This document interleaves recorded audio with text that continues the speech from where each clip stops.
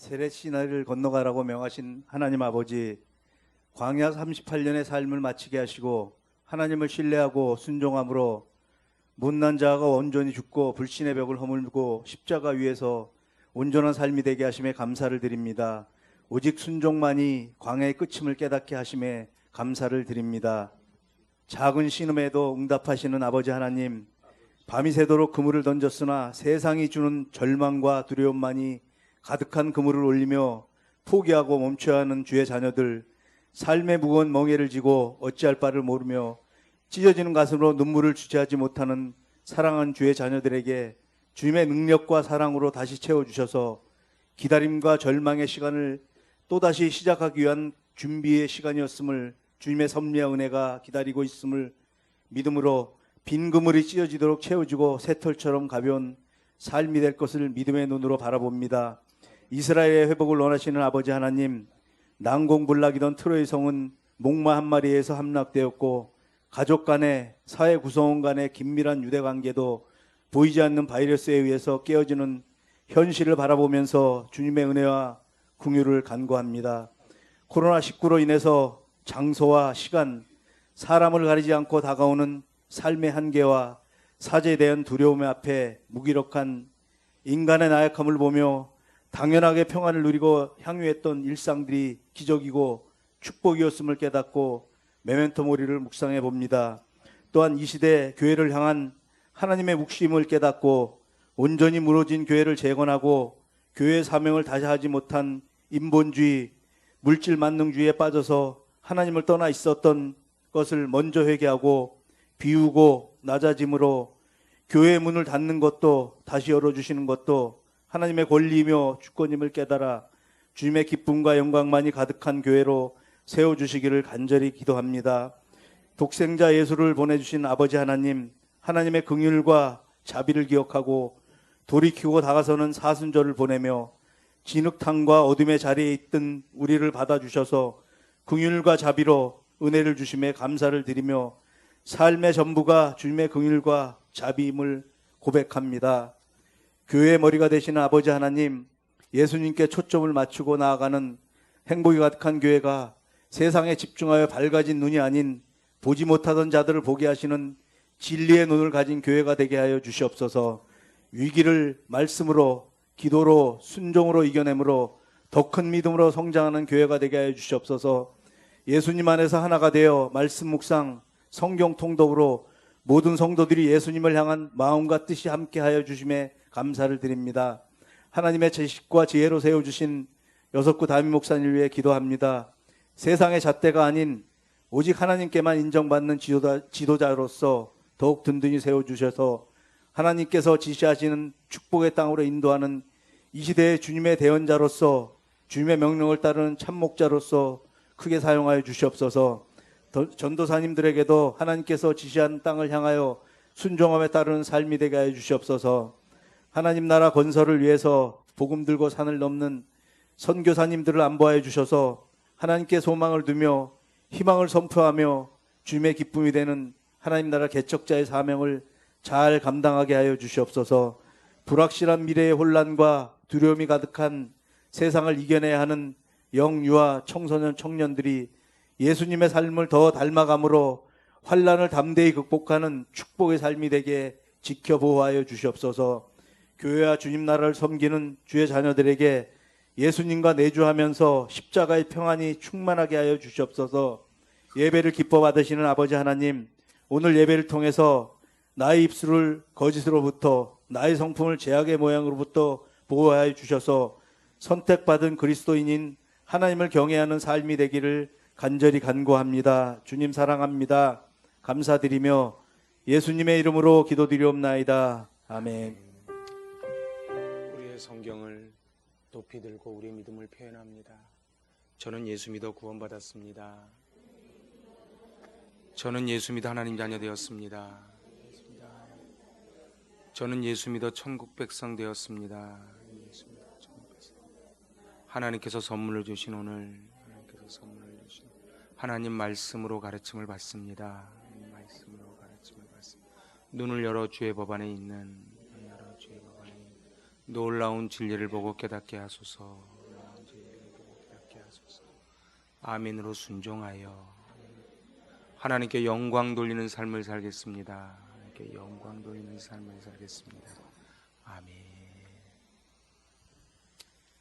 2020년 4월 5일 종려주일 아침 하나님께서 우리 교회 공동체 허락하신 말씀 누가복음 19장 28절에서 40절까지의 말씀 받들어 봉독합니다. 예수께서 이 말씀을 하시고 예루살렘을 향하여 앞서서 가시더라. 감람원이라 불리는 산 쪽에 있는 벳가베와 베다니에 가까이 가셨을 때에 제자 중 둘을 보내시며 이르시되 너희는 맞은편 마을로 가라. 그리로 들어가면 아직 아무도 타보지 않은 나귀 새끼가 메어 있는 것을 보리니 풀어 끌고 오라. 만일 누가 너희에게 어찌하여 푸느냐 묻거든 말하기를 주가 쓰시겠다 하라 하시매 보내심을 받은 자들이 가서 그 말씀하신 대로 만난지라. 나귀 새끼를 풀 때에 그 임자들이 이르되 어찌하여 나귀 새끼를 푸느냐 대답하여 주께서 쓰시겠다 하고 그것을 예수께로 끌고 와서 자기들의 겉옷을 나귀 새끼 위에 걸쳐놓고 예수를 태우니 가실 때에 그들이 자기의 겉옷을 길에 펴더라. 이미 감난산 내리막길에 가까이 오심에 제자의 온 무리가 자기들이 본 바 모든 능한 일로 인하여 기뻐하며 큰 소리로 하나님을 찬양하여 이르되 찬송하리로다. 주의 이름으로 오시는 왕이여 하늘에는 평화요 가장 높은 곳에는 영광이로다 하니 무리 중 어떤 바리새인들이 말하되 선생이여 당신의 제자들을 책망하소서 하거늘 대답하여 이르시되 내가 너희에게 말하노니 만일 이 사람들이 침묵하면 돌들이 소리 지르리라 하시니라. 아멘. 오늘 2000년 전 예루살렘에서 있었던 일을 생생하게 보여주는 본문입니다. 오늘은 종려주일, 예수님이 십자가에 달리시기 위하여 예루살렘에 입성하신 그때 종려나무 가지를 흔들었다 해서 종려주일이라고 부릅니다. 오늘 본문에서 제일 중요한 인물은 물론 예수님이시지요. 근데 예수님 말고도 많은 인물이 등장을 합니다. 근데 이 많은 인물들이 우리에게 실망을 주고 또 본받지 말아야 될 인물로 꼽힙니다. 우선 제자들이 그렇습니다. 제자들은 3년 동안 예수님을 열심히 따라다녔지요. 그런데 이번 주 목요일 밤 겟세마네 동산에서 체포당하시자 도망갑니다. 그 중에 한 명 가룟 유다는 돈을 받고 스승을 팝니다. 마가복음에는 제자의 온 무리를 많은 사람이라 표현합니다. 이 많은 사람들이 열렬히 예수님을 환영합니다. 찬송하리로다. 주의 이름으로 오시는 왕이여 하늘에는 영광, 가장 높은 곳에서는 영광이로다. 그런데 이번 주 금요일 예수님이 재판을 받으실 때에 그를 십자가에 못 박으라 그렇게 외치지요.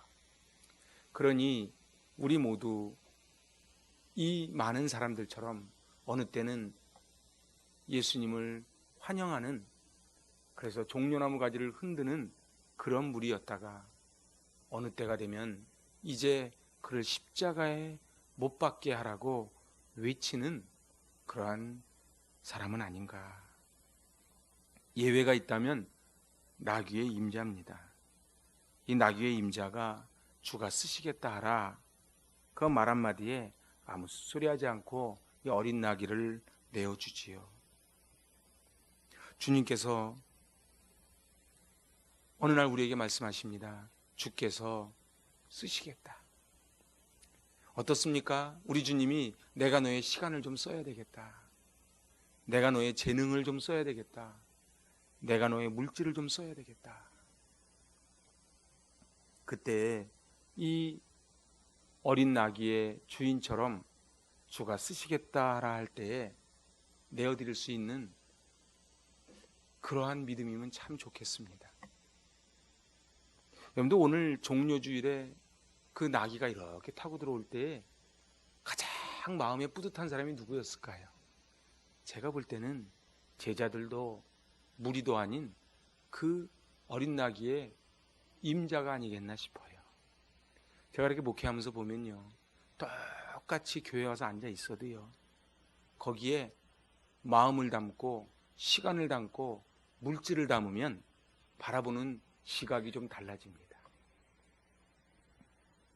똑같은 떡을 먹어도요, 우리가 떡을 먹으면 너무 좋지요. 그런데 떡을 준비한 분은 또 마음이 또 달라요. 학개서 2장 8절에 보니까 은도 내 것이요 금도 내 것이라 이렇게 말씀합니다. 주님께서 쓰시겠다 하는 것은 우리에게 맡겨놓으신 것을 주님이 이제 다시 필요해서 찾아가시겠다는 뜻입니다. 그러니까 우리는 원래 우리가 가지고 있는 물질도 시간도 달란트도 사실은 우리 게 아니지요. 그래서 욥은 그렇게 고백합니다. 내가 빈몸으로 왔다. 그래서 이제 빈몸으로 돌아간다. 근데 가만히 보면은 어떻습니까, 여러분? 우리 많은 것을 잃을까 봐 염려하지만 사실은 원래 그게 있었던 것이 아니거든요. 저는 가끔 저희 집을 이렇게 돌아봅니다. 그럼 결혼식 할 때 아무것도 없었거든요. 근데 하나 둘 모여서 어느 날 그 집에 가구들이 찼지요. 우리네 인생 그러지 않습니까? 다 오단벌은 건져내고 그렇게 그냥 살았던 인생들이에요. 그런데 우리는 마치 처음부터 그것이 내 것인 양 주가 쓰시겠다 할 때에 마치 내 것을 내어주는 것처럼 아까워하고 그리고 마음 아파합니다. 오늘 본문에 등장하는 존재들 가운데 제일 많은 교훈과 은혜를 변함없이 주고 있는 것은 바로 예수님이 타신 어린 낙입니다. 본문엔 낙이 새끼다 이렇게 표현을 했는데 요한복음 12장 14절에는 낙이 새끼 대신 어린 낙이라는 말을 씁니다. 그래서 저는 낙이 새끼라는 말 표현보다는 어린 낙이다. 근데 그 앞에 뭐라고 형용사가 붙어 있어요? 아무도 타보지 않은 그런 어린 낙이다. 2000년 전 예수님이 예루살렘에 들어오실 때에 바로 아무도 타보지 않은 어린 나귀를 타고 오신 그 교훈은 무엇이 있을까? 저는 이 종료주일 아침 세 가지로 함께 살펴보고자 합니다. 한번 같이 해보실래요? 첫째, 우리에게 맡기신 일이 중요한 일이라는 것을 알아야 합니다. 생각을 해보세요. 만일 어린 나귀가요, 자기가 막 들어오는데 관중들이 서서 막 박수를 쳐요. 종려나무 가지를 막 흔들어요. 그럼 어떻게? 어린 나귀가 어깨가 으쓱하겠지요. 으쓱해서 내가 누군 줄 알아? 그래서 만약에 번쩍 들어서 만약 예수님이 땅에 떨어졌다면 어떻게 되겠습니까? 예수님이 주가 쓰시겠다 하라 했을 때 어느 때는 우리의 등에 타세요. 그것은 주님이 돈이 없어서도 아니고 사람이 없어서도 아니고 이 어린 낙이 그야말로 사람들에게 별 볼 일 없는 이 어린 나귀가 존귀함 받게 하려는 우리 주님의 뜻이 아니겠습니까? 28절에 보니까 예수님은 뒤따라가지 않고 앞서 가십니다. 예수님이 만약에 말을 타고 오셨으면 어떻게 됐을까요? 그 당시에 로마의 개선 장군들은 말을 타고 승리를 외치거든요. 그런데 만왕의 왕 예수님이 말을 타신 것이 아니고 나귀 중에서도 아무도 한번 타보지도 않은 어린 나귀를 탔다는 거예요. 아니, 어린 나귀는 굉장히 힘에 부쳤을 수도 있지요. 그 어린 나귀가 그 어른을 태웠으니 얼마나 힘에 부쳤겠습니까? 나귀는 일상적으로 사람들이 타는 동물이었습니다. 그런데 이 예수님이 나귀를 타고 들어오실 때 서민들이 생각할 때 저 만왕의 왕은 우리와 똑같은 서민이구나 이렇게 생각을 했겠지요. 120년 전 대한민국에 기독교가 들어올 때 기독교가 이렇게 힘있게 전파됐던 비밀 중에 하나는 서민을 향해서 복음이 시작이 되었다는 것입니다. 그런데 이분이 누군지 아십니까? 이분이 전덕기 목사님입니다. 이분은 바로 이 상동교회 담임 목사님이셨지요. 이 전덕기 목사님은 그 한글 보급에 큰 역할을 했던 우리 주시경 선생님하고 1살 차이입니다. 그리고 주시경 선생님과 같이 신앙생활하고 그리고 돌아가신 것도 같이 돌아가십니다.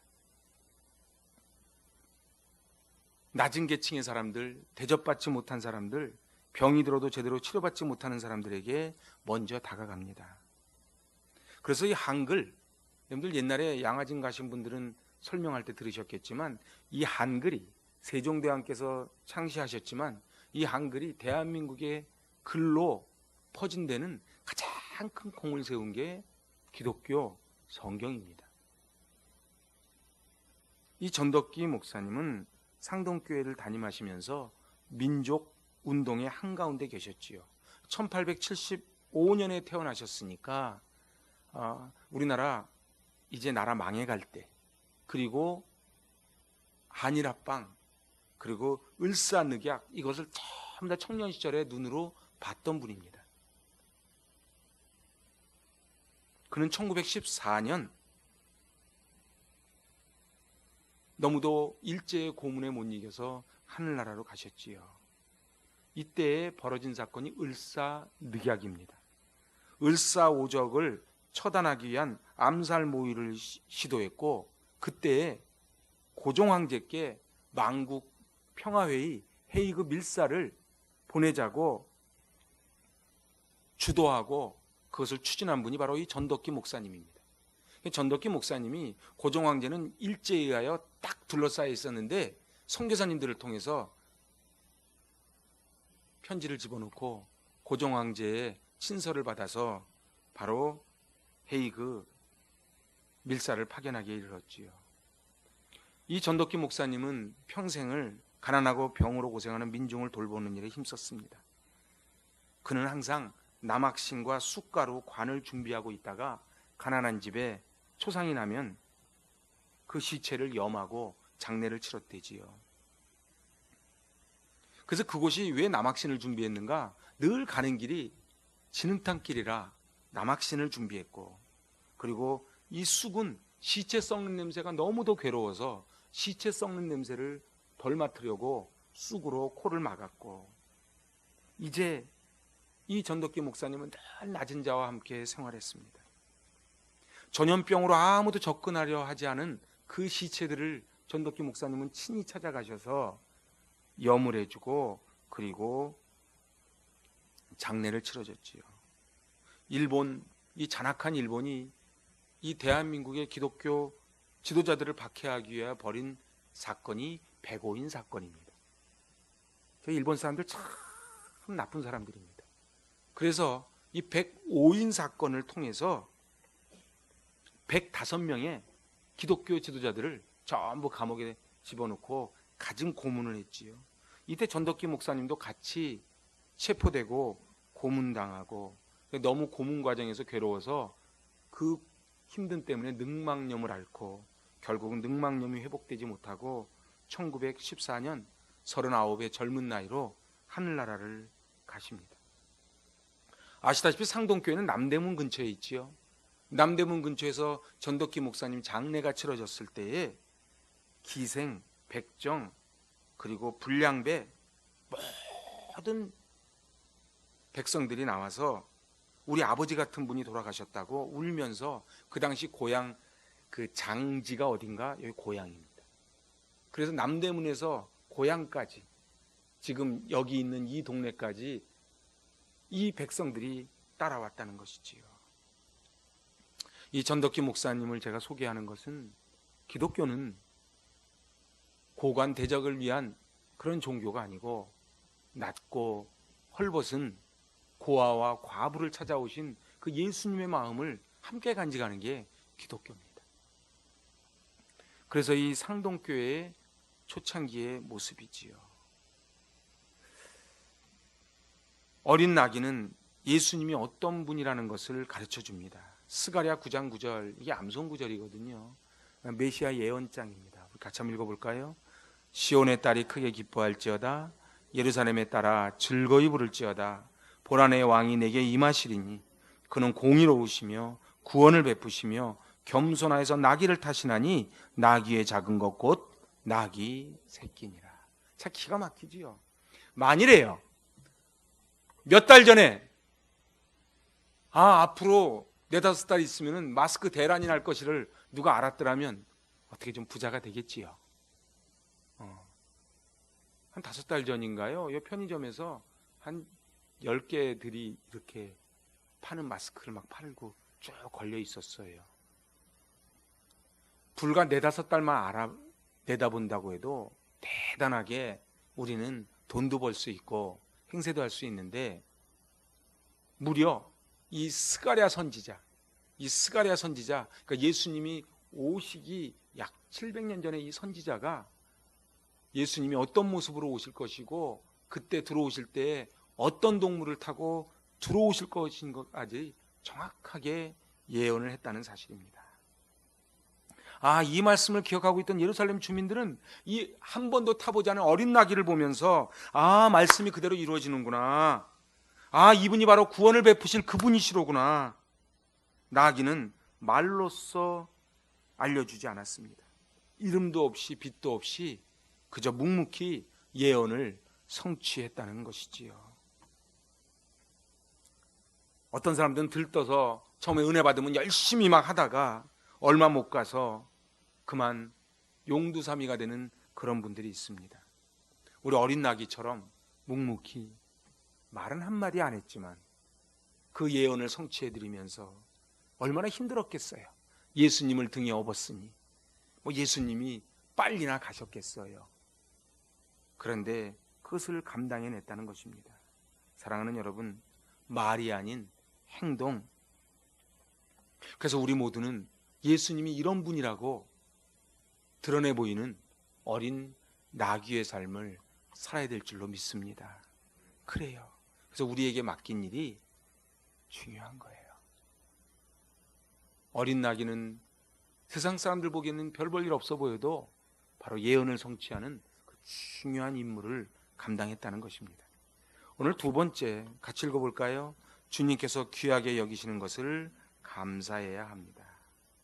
보잘것없는 나를 귀하게 여기시는 것을 감사해야 됩니다. 성경에 낙이라는 말이 약 149번 나옵니다. 그런데 성경에 나오는 낙이는 늘 낮고 천하고 별 볼 일 없는 그런 존재로 등장하지요. 운송수단이고 농사 짓는 데 쓰고 재산의 일부였고 어느 때는 식량으로도 쓰고, 그리고 나귀는 나쁜 경우에도 많이 나옵니다. 아브라함 아내 사라가 출산을 못하니까 자기 여종 하갈을 아브라함에게 주었지요. 하갈이 임신하니까 주인 사라를 멸시합니다. 그때 사라가 하갈을 학대하지요. 그래서 하갈은 도망칩니다. 그때 하나님이 하갈에게 여주인에게 돌아가라 이렇게 말씀하시면서 그가 사람 중에 들나귀 같이 되리라. 그러니까 이스마엘이 들나귀 같이 되리라 이렇게 말씀합니다. 나귀가 있는 곳은 싸움이 있고 소와 나귀는 걸음걸이 자체가 다릅니다. 그래서 성경은 말씀합니다. 소와 나귀를 짝지어가게 하지 마라. 나귀는 이렇게 주로 남의 일에 방해가 되는 존재, 그리고 싸우는 존재인데 그 예수님이 그런 하찮은 존재, 다툼의 존재, 그런 존재를 쓰셨다는 거예요. 저희의 모습은 어떻습니까? 늘 거칠고 부족하고 싸움닭 같은 모습인데 주님께서 어린 나귀를 부르시듯 우리를 불러서 말씀을 듣게 하고 변화가 있게 하고, 그래서 낮고 낮은 자를 귀하게 쓰시는 연금술사와 같은 분이 우리 주님이 아닌가 싶습니다. 사람이 인육을 먹었던 지존파의 두목 김기환, 그 김기환은 예수님을 만나 전도자가 되지요. 하루 벌어 하루 먹던 갈릴리 바다의 베드로는 예수님을 만나 예수님의 수제자가 됩니다. 우리는 나귀와 같은 존재들입니다. 거칠고 고집세고 제멋대로지요. 그런데 사람을 변화시키는 건 결코 쉽지 않습니다. 사람은 다 나귀 같은 존재예요. 그런데 주가 쓰시겠다. 그저 나귀가 한 일은 딱 하나예요. 쓰시겠다라 할 때 등을 내드리는 거예요. 우리가 주님 나라를 위해서 얼마나 큰 일을 할 수 있겠습니까? 그래서 저는 시편 131편 말씀을 참 좋아합니다. 큰 일과 놀라운 일을 하려고 힘쓰고 애쓰지 않겠나이다. 젖된 아이가 어미 품에 있음 같은 평안을 달라고 시편 기자는 고백하지요. 큰 일과 놀라운 일을 하려고 힘쓰고 애쓰는 것을 성경은 오만이요 교만이라고 표현합니다. 어떤 목사님이 그렇게 저한테 글을 보냈더라고요. 일상이 얼마나 소중함을 이제 조금 알 것 같습니다. 저희는 늘 성전에 나와서 예배를 드릴 수 있고 언제든지 하나님을 만나고 교회로 올 수 있다고 생각했지만 사실은 그렇지 않지요. 뉴욕에 있는 목사님이 저한테 카톡을 하나 보냈어요. 뉴욕은 지금 전쟁터를 방불한다. 모두 다 가고 싶어하는 그 뉴욕이 지금은 전쟁터와 같은 모습이다. 사랑하는 여러분, 일상이 기적입니다. 우리 그 감사가 있길 바랍니다. 마지막 세 번째 같이 한번 읽어볼까요? 첫 것을 드리고 지켜야 합니다. 우리 30절입니다. 30절 같이 읽어보지요. 이 맞은편 마을로 가라. 그리로 들어가면 아직 아무도 타보지 않은 나귀 새끼가 메어 있는 것을 보리니 풀어 끌고 오라. 예루살렘에 입성하시는 주님을 태운 것이 이 나귀가 태어나서 했던 첫 번째 일입니다. 예수님은 나중에 십자가에 달려 돌아가셔서 장례를 지내실 때 아무도 장사 지낸 일이 없는 바위에 판 무덤에 들어가시지요. 우리 예수님은 우리에게 첫 번째 것을 원하십니다. 우리의 우선순위 1번에 우리 주님은 관심이 있어요. 여러분 마음 어디에 우리 주님을 모시고 사십니까? 가장 중요한 곳, 그리고 가장 1순위에 우리 주님을 모실 수 있기를 바랍니다. 네가 나를 영화롭게 하였으니 나도 너를 영화롭게 하리라. 우리가 다른 일을 다 하고 예수님의 일을 하는 것이 아니고 예수님의 일을 먼저 하고 그 다음에 다른 일을 해야만 합니다. 우린 다른 데다 물질 쓰고 남은 것 가운데 예수님께 드리는 것이 아니고 예수님께 드리고 남은 것을 다른 일에 사용해야 합니다. 우리는 지금 한 주일의 첫날 주일 아침에 이곳에서 주님께 예배를 올려드립니다. 우리 주님이 얼마나 기뻐하시겠습니까? 저는 참 기도를 많이 하면서 오늘 주일을 준비했습니다. 얼마나 예배가 소중한지도 깨달았고, 그리고 한 분 한 분 얼굴과 얼굴을 맞대하는 것이 얼마나 귀한 것인지도 깨달았고, 안전도 지켜야 되고 은혜도 받아야 되고, 이 두 가지를 다 할 수 있는 일이 도대체 뭘까?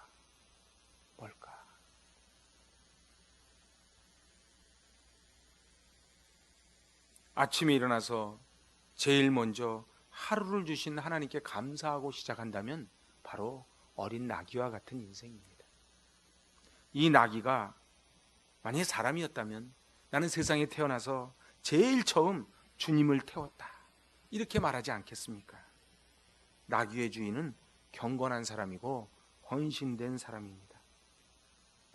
이 주인은 이 나귀를 볼 때마다 예루살렘에 입성하는 주님을 태운 나귀였다, 그렇게 늘 아끼고 위해줬겠지요. 특별히 이번 주간은 고난 주간입니다. 거룩한 주간이기 때문에 이번 주간을 성주간이라고도 부릅니다. 오늘은 예수님이 예루살렘에 입성하신 날 종려주일입니다. 그리고 내일은 예수님이 성전에 들어오셔서 성전에서 장사하는 이들을 상을 엎으시고 내 집은 만민이 기도하는 집이라고 외치셨던 성전 청소의 날입니다. 그리고 화요일은 대제사장 서기관들과 변론하시고 화 있을진저 7화를 선포하시고, 그리고 마태복음 24장에서 25장 그 종말 설교를 하신 날이 바로 화요일입니다. 그리고 수요일은 배신의 날입니다. 얼마나 우리 주님 마음이 아프셨겠습니까? 그리고 우리 목요일은 고별 설교를 하시고, 그리고 제자들의 발을 닦아주시고, 그리고 겟세마네 동산에서 땀방울이 핏방울이 되도록 기도하신 그날입니다. 그리고 금요일은 성금요일, 순환의 날. 오늘 이제 말씀을 마치려 합니다. 저와 여러분이 종려주일에 한 번도 타보지 않은 어린 나귀와 같은 그런 존재가 되었으면 좋겠습니다. 저도 하나님께 바라는 게 있어요. 하나님께 기도가 있어요. 하나님, 제가 큰 일과 놀라운 일을 하려고 힘쓰고 애쓰지 않겠나이다. 주님을 삶의 1순위에 놓고, 저는 세상이 볼 때 싸움닭 같은 존재이지만, 거친 존재이지만 주님이 쓰시겠다 하니 제 등을 내어드리고, 이 몸밖에 드릴 것 없어 등을 내어드릴 때에 우리 주님은 타시고, 나귀는 말 한마디 안 하고 뚜벅뚜벅 예루살렘 성을 향하여 걸어갑니다. 아니요, 이 나귀는 왜 이 주님이 이 성 안으로 들어가시는지, 왜 죽음의 길을 자초하고 가시는지 다 이해하지 못했겠지요. 우리가 어떻게 다 우리 주님의 마음을 알겠습니까? 우리 아이들이 부모님의 마음을 어찌 다 알겠습니까? 우리의 첫 관심, 첫사랑을 주님께 드리고 우리 변하지 않았으면 좋겠습니다. 우리 주님이 끝까지 사랑해 주셨듯 우리도 끝까지 주님을 사랑하고, 종려주일의 어린 나귀와 같은 존재들이 이제 주님이 쓰시겠다라 할 때, 그 많고 많은 나귀 중에 나를 써주시니 너무 감사합니다. 왜 전화기를 안 타시고 왜 해필이면 나를 생고생시키십니까? 그것이 아니고 이 많고 많은 나귀 중에 나를 써주시니 참 감사합니다. 오늘 2000년 전 어린 나귀를 타고 입성하신 예수님, 그 예수님께서 이 시간에 우리에게 물어보십니다. 내가 너를 좀 쓰고자 하는데 너의 등을 내줄 수 있겠느냐? 물어볼 때 주가 쓰시겠다 하라. 아멘. 주님, 제가 아무것도 가진 것 없고 이 등허리밖에 없는데 이 등허리에 주님 타시니 제가 영광입니다. 제가 영광입니다.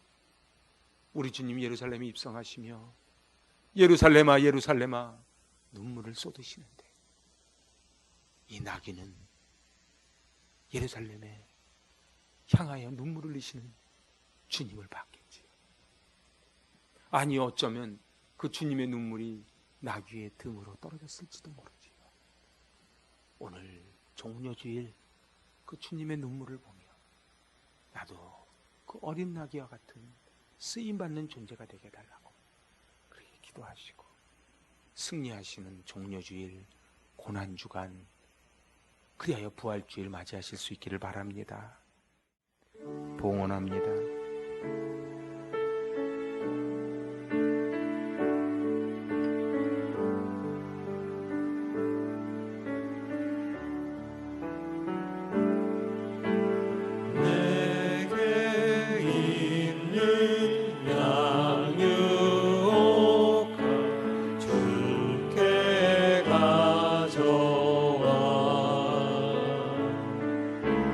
그 말 위에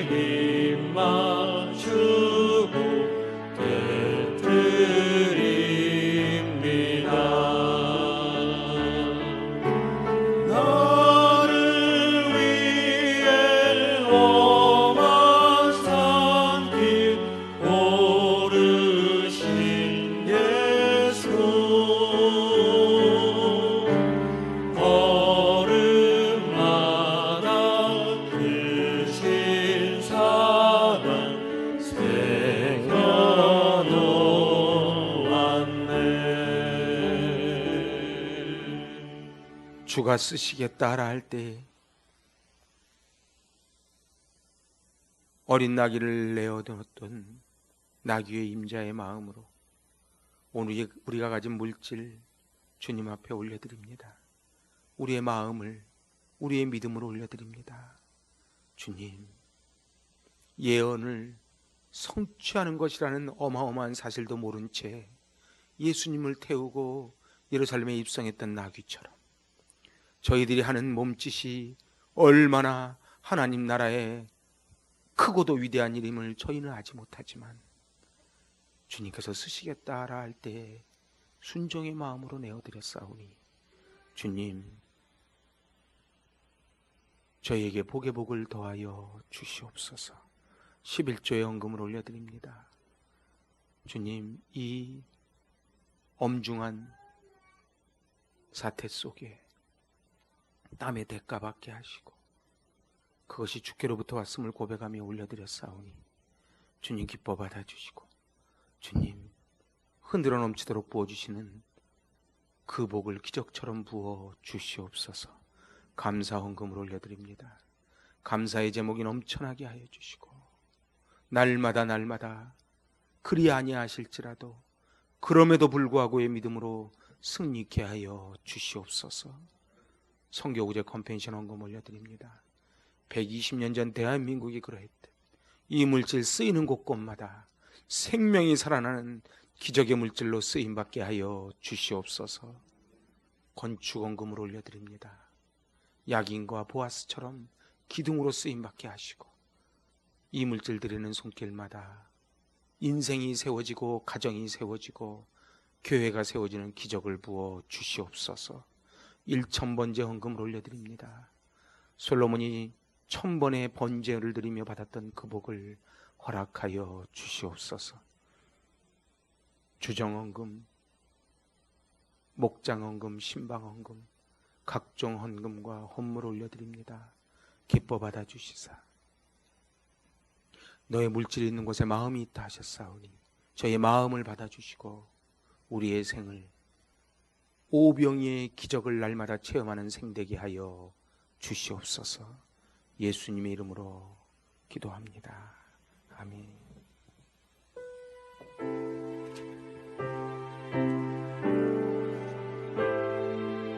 십자가를 질 수 있나? 십자가를 질 수 있나? 주가 물어보실 때 죽기까지 따르오니 저는 대답하였다. 너는 기억하고 있나? 너는 기억하고 있나? 구원받은 강도를 저가 회개하였을 때 낙원 허락 받았다. 우리의 심령 주의 것이니 주님의 형상 만드소서.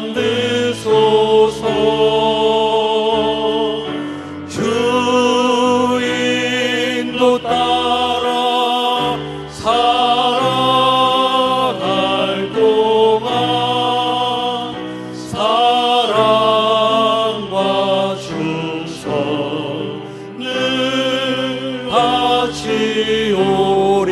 바치오리라. 주날가요 맡기겠나? 최후 승리 믿으며 걱정 근심 모든 그늘 너를 둘러 덮을 때 이런 일 다 할 수 있나? 주가 물어보실 때 용감한 자 바울처럼 선뜻 대답하리라. 우리 고백합시다. 우리의 심령 주의 것이니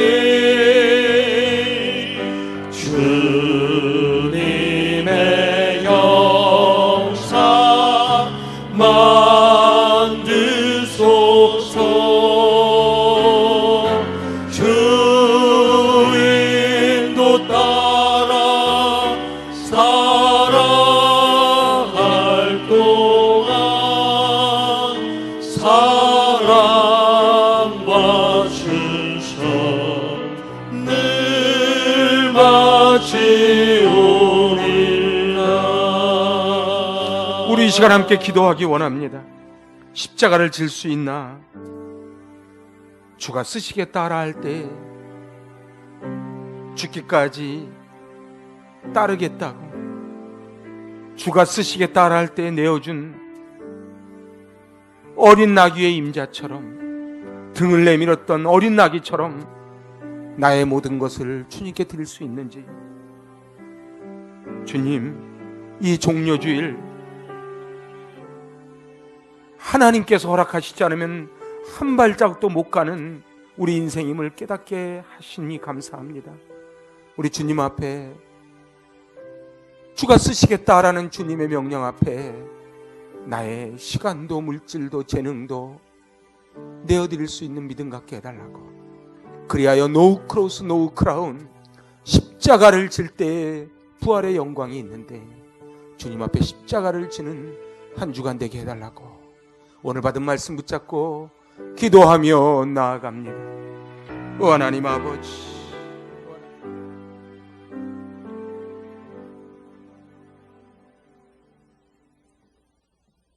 이제는 어린 나귀를 타고 십자가를 지시기 위하여 예루살렘에 입성하신 우리 구주 예수 그리스도의 은혜와 독생자를 보내시기까지 우리를 사랑하여 주신 하나님 아버지의 만극하신 사랑하심과 성령님의 교통 충만하신 역사가 주가 쓰시겠다 하라 그 명령 앞에 순종하며 받았던 어린 나귀와 나귀 임자의 복을 받기를 결단하는 한 분 한 분 머리머리 위에와 그 자녀들과 나아가는 앞길과 생업과 주님의 몸된 제단과 이 제단에 속한 모든 권속들과 코로나19로 인하여 시름에 빠져 있는 우리 사랑하는 조국 대한민국 또한 전 세계 지구촌 백성들 머리머리 위에 이제로부터 영원토록 함께 있을지어다. 아멘.